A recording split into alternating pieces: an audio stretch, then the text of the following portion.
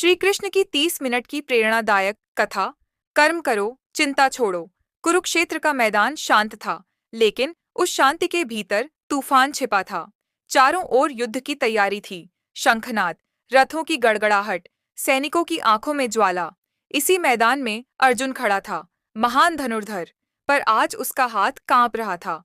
अर्जुन ने गांडीव नीचे रख दिया। उसकी आंखों में आंसू थे, मन में भय और हृदय में प्रश्न।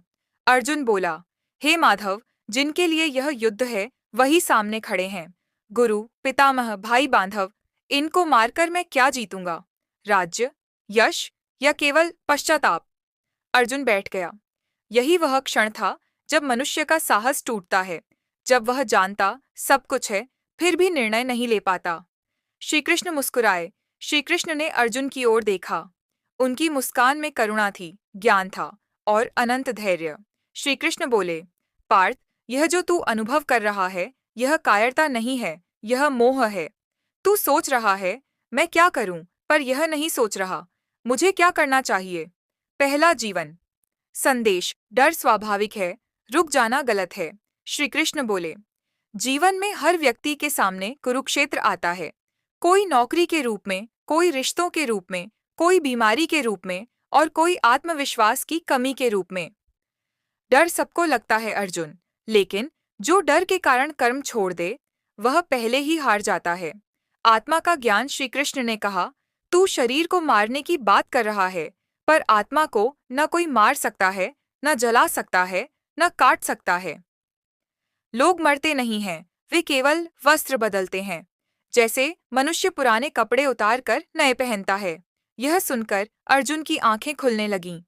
डर थोड़ा कम हुआ। दूसरा जीवन संदेश।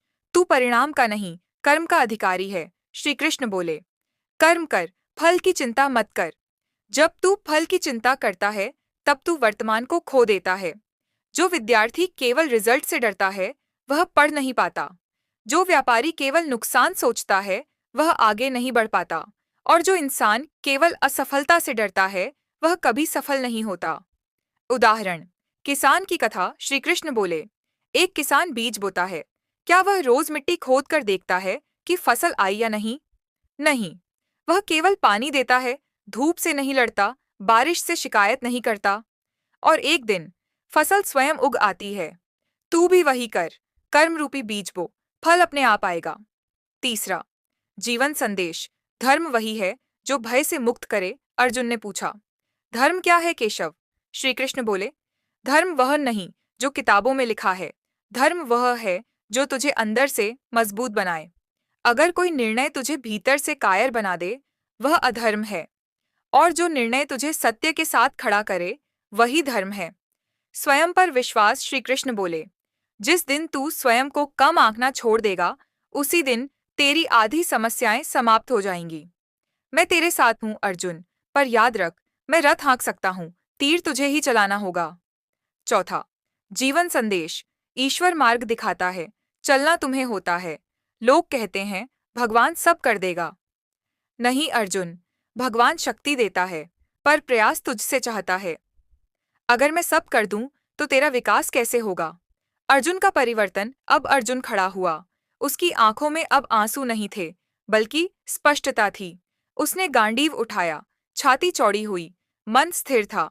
अर्जुन बोला, हे कृष्ण, मेरा मोह नष्ट हो गया, मैं युद्ध करूंगा, धर्म के लिए, कर्तव्य के लिए। श्री कृष्ण मुस्कुराए। अंतिम संदेश आपके लिए। यह कथा केवल अर्जुन की नहीं है, यह आपकी है।